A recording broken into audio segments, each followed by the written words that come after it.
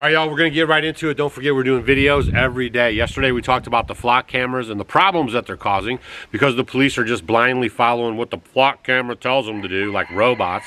And then they're kicking in doors to folks. We highlighted a lady yesterday. Her and her family had their door kicked in, surrounded by 7 police officers with their guns drawn and everything.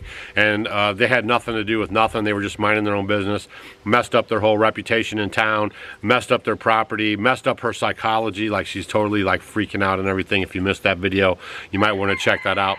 Today we're going to follow up with that video with some more information about flock cameras. I think you guys need to know about these things, and leave a comment down below if you've actually seen them in your area, because it seems like they're popping up everywhere. Now, the guy I'm about to show you guys is Brett. He lives in California. He's very smart with the IT stuff, and this is what he says about the flock cameras. My name is Brett, and I've been a Corona resident in District 4 for 15 years. I'm here to introduce DFlock Corona, a community coalition asking this council to cancel the city's contract with Flock Safety and remove the cameras that have been deployed throughout our city. Our website is dflock-corona.org. I'm here because new flock cameras were recently installed between my home and my daughter's school. So now every time I make that drive, my family's being photographed and logged into a giant corporate database. I want to be clear what these cameras actually are, and I say that with somebody with 20 years of experience in IT. I've served as the chief network architect for Fortune 500 companies. I've designed data centers, and today I work on cloud infrastructure for one of the largest loan origination companies in the country. I'm not speculating on how this technology works. I've read their patents, and I know how it works.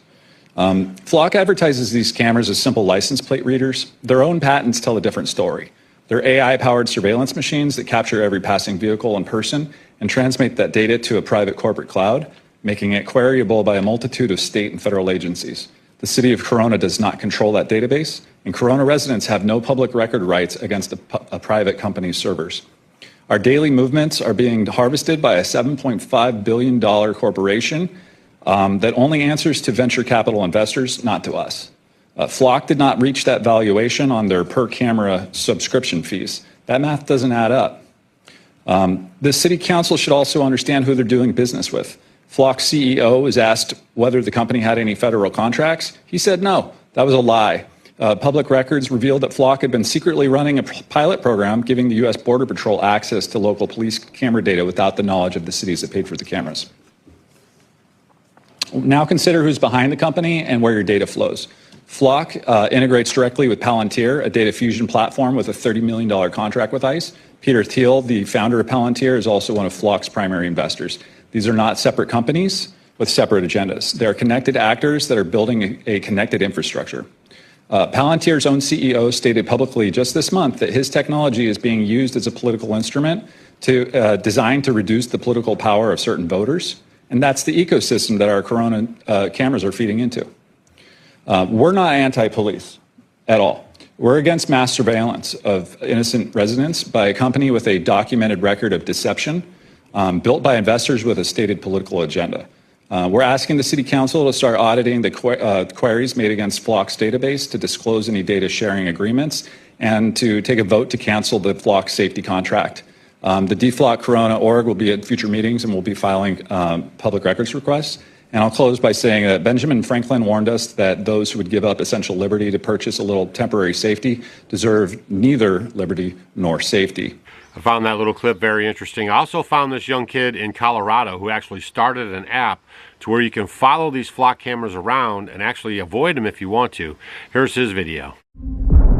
In Boulder, Colorado, inside a small coffee shop. The brighter areas are where the really high density of flock cameras are.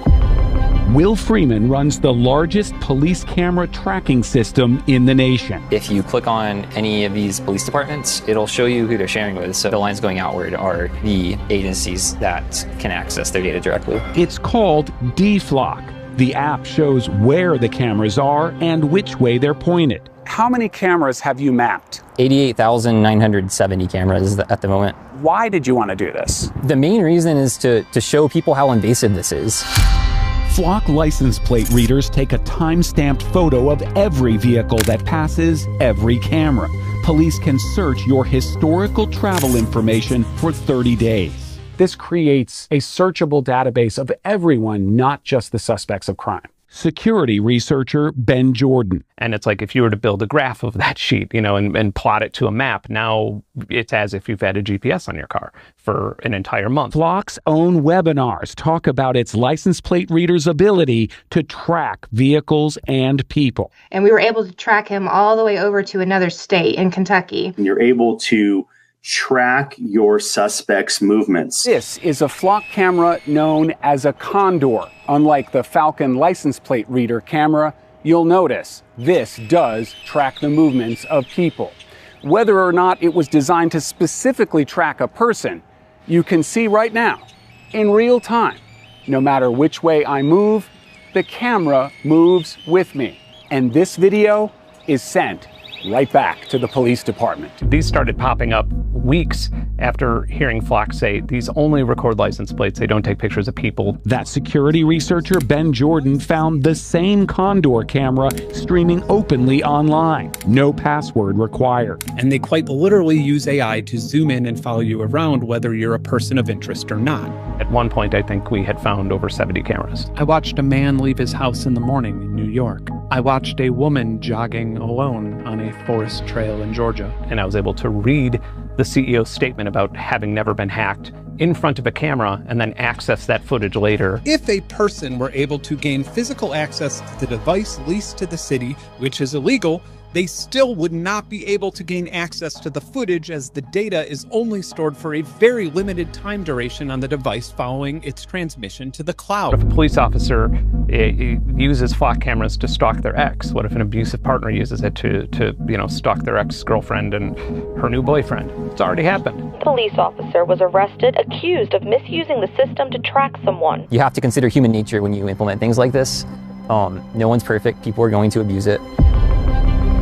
Back in that Boulder coffee shop, Let's see, direct route, 4 cameras, and that's just to go 1.7 miles. Will Freeman added a special feature to DFlock. It also allows you to route around these things. Yeah, it goes from 5 minutes to 14 minutes, but it avoids all the cameras. Would you want to take that away from the police? Considering everything, I would want to take that away from the police, at least in the current state that it's in. A feature that you can't turn off is that it's logging everyone else. So if they can get rid of that logging everyone else part, I think it would be a lot better. Will Freeman is still tracking the trackers because he says no one is watching the watchers. I'm not sure if you guys have looked into Peter Thiel or his company Palantir, but I've been kind of tracking it just a little bit myself. They have a ton of government contracts. They've infiltrated every single armed forces agency that we have here in America, plus the CIA. And it's very interesting to me. Plus, they just got into the USDA. They're tracking all the farmers and all the food production. I found that very interesting. And another idea that's being kicked around is that the CIA actually started Facebook, YouTube, and all these other things to get us socially involved on them as a form of control and also feeding us a narrative, which you might want to look into that yourself. How a deviant philosopher built Palantir, a CIA-funded data mining juggernaut. You guys might want to look into where Palantir got its money. Apparently it came from the CIA. I also found something that says the CIA agent and head of Palantir Technologies, Alex Karp, says his company's software single-handedly stopped the far right in Europe. Founded in 2003 with funding from the CIA's In-Q-Tel program, Palantir specializes in data mining and analytics. Its only client until 2008 was the CIA. And again, it's kind of interesting that they call it flock camera, because baby, we're just all a bunch of sheeple, and that's kind of how they think about us. All right, so I thought this video was pretty interesting. I wanted to follow up with those cameras. Let me know in the comments down below if you guys have those around your place. Stay vigilant out there. The most capable hand is at the end of your wrist. In case you guys didn't know it, Stacy and I have a radio show now on the weekends, Saturday at noon and Sunday at 11 Central Daylight Time. And that's on 93.3 Real Talk Radio. You guys can download the app and hang out with us on the weekend. We tape our shows on Tuesday, but we do have those aired on the weekend. You can leave comments underneath the shows, and we can see what you're thinking. Also, you can always just log on to your computer or phone and just go to 93.3 Real Talk Radio or Real Talk Radio Network, and you can listen to us there. And we'd love to have you guys and let us know some feedback on how you're liking the show. And the next one is this weekend, every Saturday and Sunday. Stay vigilant out there, you guys. Times are changing pretty quick. and we'll see how all this bubbles loose. But I just thought you'd be aware of this stuff. It's good to kind of keep your head in the loop a little bit. All right, see you on the next video.